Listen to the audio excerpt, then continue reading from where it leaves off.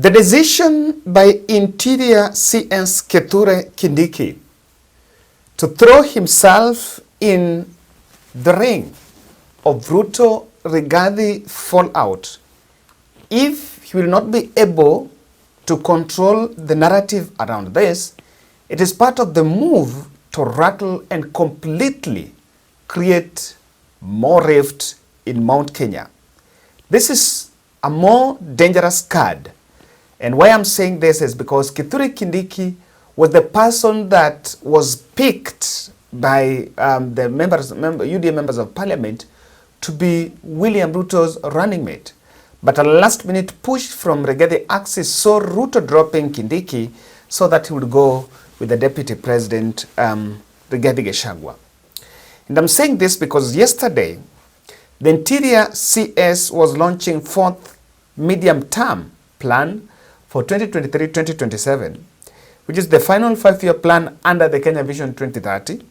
The Kenya Kwanza, it was to be implemented under the Kenya Kwanza bottom-up economic transformation agenda, which is aligned by Vision 2030 and aimed at transformation of Kenya's economy, politics, social affairs, and turn Kenya into a newly industrializing middle-income country by the year 2030. And I paid attention to the fact that those who are planning this event decided to plan this event in Tharaka Nithi. And the CS, the Interior CS, Kithure Kindiki, was the person that was spearheading this event in Tharaka Nithi. Since the Ruto Rigathi scuffle started, Kindiki, before Kindiki had been, I think for the last 1.5 years, Kithure Kindiki has been taking a low profile and has always resisted the temptation to weigh into the political matters that are affecting the region, or rather the political discussion that has been going on in the country. But a different trend, or rather different trajectory he has taken, is one that must be well questioned, must be well examined, because if he's not careful, then he will fall into that trap. Kithure Kindiki has joined in the fray of those who are saying that the current push for Mount Kenya unity is 41 versus 1. He's did a couple of tweets, and what they're saying is that the national unit, the national security of the country is under them, and the discussion that is creating divisions, or rather what they are calling tribalism, is disastrous, or rather is catastrophic to the peace of Republic of Kenya. President Kibaki found the annual collections of the Kenya tax revenues from tax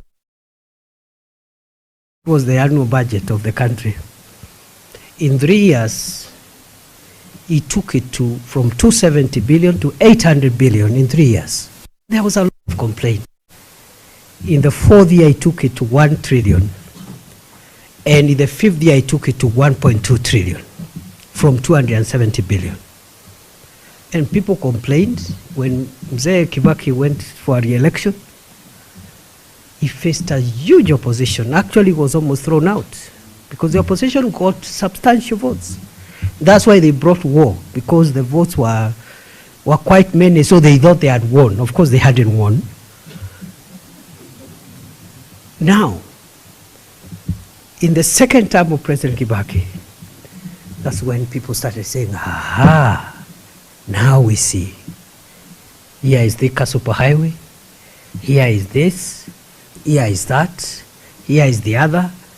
And by the time President Kibaki was retiring, people wanted even to run for a third term, but the constitution did not allow. So we are okay, and I want to thank you for your patience. Mimi ni washukuru. Wananchi viongozi, we've been very patient with each other. But I also want to bring a message of hope that the worst days, the most painful days are now behind us.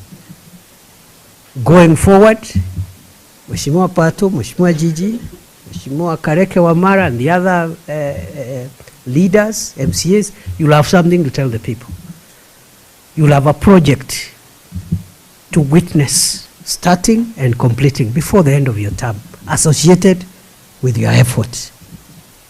And therefore, mimi nawashukuru sana for being very patient. And we are not quite just like that. The pain that the citizens are feeling, government and those of us in leadership are even feeling greater pain. Because it is our responsibility. The same way in your own home, when you are a parent and your own family or your children are not happy, the most affected person is you, the parent, isn't it? So we are with you, and I want to assure you, tutakuwa mahali pazuri. I will be back, as I have said, very soon. The president will also be visiting this county in approximately 3 weeks' time from now. His program will be announced. And he's not just coming to visit. And he's not coming for social events. He's coming for development events in each and every of our constituencies. I know tomorrow you'll be coming to Meru for an event, just an event of farmers to greet them. But we want, his office is organizing a development tour for this county in about 3 weeks' time.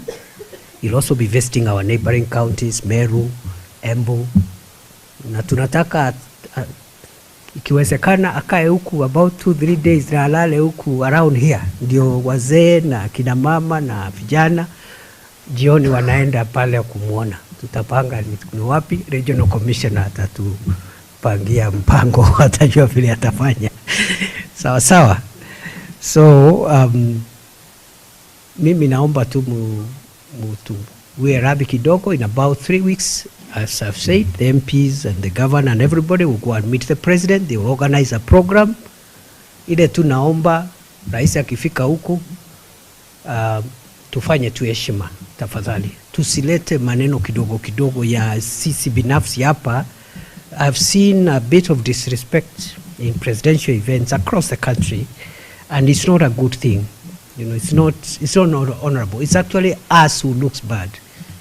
So kama tuko na mashida kidogo, rais akikuja, let's all work and pull in the same direction. Let's maximize what we can pull for the county, so that we give president the respect, and he's in a good state to be able to support us, and he lives happy, so that when our leaders go to remind him what he committed to, he will remember he left that county a happy person.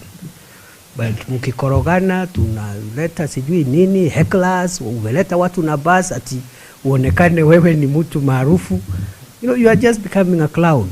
Hiyo ni ujinga. That is stupidity. If you are a leader and you're doing those kind of things, that is stupidity. Hiyo ndio ujinga ya mwisho. And you know, you are not embarrassing the president because, you know, I mean, wewe ndio unakaa vibaya. Uko na bahati umetembelewa na rais wa nchi, badala ya musanyane ndio mvute kama hiyo barabara mama anasema ward yake haina hata kilomita 1, badala ya sisi zote tuseme hii Ganga ward tuitafutie hii kilomita hata kama ni 20 ama 10. Kazi yetu ni kusema 2028 sijui nani atakuwa nini. Sio ni ujinga. Hiyo ni mambo ya ujinga. So mimi naongea hivyo nikiwa waziri wa usalama wa taifa. And I am very serious. Wakati wenzetu wale walishindana na rais walishindwa uchaguzi, wakaanza kuchafua nchi, protest, maandamano hapa, wanavunja barabara, wanachoma sijui nini. We had to be very firm with them, and we told them off. And they thought we are joking. We told them, whoever you are, it doesn't matter your rank. You destroy the peace of Kenya, tutapita na wewe. Ziwalizama. So now nimeona wale wa mrengo wa rais, kwa sababu hawakukuwa na hiyo, hawakupitia hiyo moto, ndio indiscipline sasa imejaa hapo. Unaona rais ameenda kaunti fulani, viongozi wa hapo wanaanza kuleta hecklers, wanaanza sijui nini, wanafanyiana aibu even among themselves. So let us have order and respect for each other. Leadership comes from God. Whoever is lucky to get into leadership positions, we will support them. And whoever is not lucky, they are also, it doesn't mean much. It just means that the people have said you wait until another time. Isn't it? So please, mi naomba tu tuweke hiyo heshima na tukae vizuri when we have guests and even when we are ourselves. But better still, I think is not alone, because what has happened, and that is what we need to question, is why has William Ruto why is William Ruto's cabinet putting themselves in the political ring? Many cabinet secretaries, and I think now Kithure Kindiki has joined, there have been Murkomen and Moses Kuria. They've come out to join these political discussions, and they will find a way they hide around some factors. Moses Kuria is saying he's in charge of civil servants, and so there is this and that. If you see, if you skip Murkomen is also having a point that, you know, he's in infrastructure, and so some of these things fare on in his side. Kindiki is talking about security. And just to make you even see, when Uhuru Kenyatta raised the matter about his parks, there's a committee that was formed. Then that committee was to be chaired by Head of Public Service, Felix Kosgei, and then there is Moses Kuria. So I kept on asking, so what is the role of the cabinet into some of these political affairs? And William Ruto has fallen for it. So I want you to listen to Kithure Kindiki, because his speech was in Tharaka Nithi yesterday was very suggestive in terms of what they really think about the political situation in Mount Kenya. Now let me tell you, he said there that the president is going to tour the region, the president is going to tour Mount Kenya, and according to him, there have been a trend of some heckling, and again the other one, there have been some political bad manners. And sometimes when I listen to leaders, you know, promising wananchi, and also you realize that message is also full of things are bad, but you guys should hope for the best because the bad days are behind us, which is a lie. The bad days are actually coming. In fact, the days coming are worse than the days behind us. That for sure I can tell you. If you've been someone who's been reading Finance Bill, you will really concur with me that the bad days are even coming. The days coming are even worse. And so, there is something that, why I'm reading hypocrisy in Kithure Kindiki's statement, and you can agree with me or you can't disagree with me, but with a reason. The political bad manners cannot be controlled, or rather cannot be prescribed. You know, the police, you cannot police the politician. For example, the current debate going on about unity in Mount Kenya, one man, one vote, I am a villager, I'm not a villager, you know, those who are planning heckling, those things are not things that you can say, I will deploy the police to stop them. So if there is a culture that is coming to Mount Kenya, and someone feels, okay, there is this division here and it's affecting us, when I see Waziri saying, you know, like trying to act like he can use his docket to control, I looked at that and that's laughable. That is not very easy, because these people are politicians. And even you're a politician at the end of the day. So whatever will happen. Because politicians will always get away with it. Look at what happened in Bomet. President Ruto was heckled in Bomet. And it was organized by those local leaders. That is his backyard. So whatever happened, the intelligence knew very well that that was organized by the local leadership, but they didn't do anything. Because the president is also doesn't want to be seen as if he's now fighting some small people. So we cannot midwife, we cannot control some of these political bad manners, because as some people once said, the egg will get rotten from the head. And this egg is not rotten from down there. This egg is rotten from the head. So the moment we realize that, we will really get to understand what exactly we are dealing with. Now, the cabinet secretaries have gotten it all wrong. But I want to speak about the Kithure Kindiki throwing himself in the ring. I think it's true, it's fairly, to be fair, he's the cabinet secretary in charge of security. And of course, anything that deals with anything of insecurity then falls under his docket. But someone may want to explain to me, how is one man, one shilling, one vote an insecurity issue? let's separate it. Someone should just explain to us, how is it an insecurity? It's not an insecurity issue. It's a political issue. No one is going to beat the other Kenyan because that Kenyan is staying 1 man, 1 shilling, 1 vote. Anyway, no one is going to beat. In fact, why should people have monopoly of this is wrong, this is right? While someone is saying 1 man, 1 shilling, 1 vote, someone is now adding 1 bag, and okay, in a light note, some other person is saying 1 man, 1 shilling, 1 kilometer. That is the discussion. So there is no issue of someone saying, if you're saying this, then it's a national security issue. I think we need to define our security threats. The security threats in this country, I think, are way above some of these things that we are really handling. And so this is what I'm saying. From what the Waziri is saying, I am seeing the division in Mount Kenya is causing opposing camps. And why opposing camps? When the president will be going there, you have the incumbents who get the positions through UDA, this and that. And the incumbents will always want to get that UDA ticket heading to the next general election. But if there is a rift between Rigathi and Ruto, the more that squabble continues, then most likely someone will come up with a point. Someone will come up with a point and say, look here, we are in a situation where I either side with Rigathi or side with Ruto. Now that is coming. And I think that is what Waziri is saying, and that is what Kindiki is saying, that this opposing camps will be able to jeopardize President's visit.